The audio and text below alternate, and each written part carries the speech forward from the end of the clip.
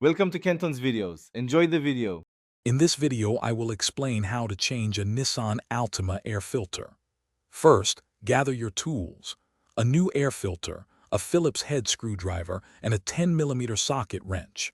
Make sure your vehicle is parked on a level surface and the engine is off and cool. You'll find the air filter housing on the passenger side of the engine bay, a large black box. Now, let's open the housing. Use your Phillips head screwdriver to remove the two screws holding the air filter housing cover in place. Next, grab your 10mm socket wrench to loosen the hose clamp on the intake tube. Once loosened, gently detach the intake tube from the air filter housing to give yourself more room to work.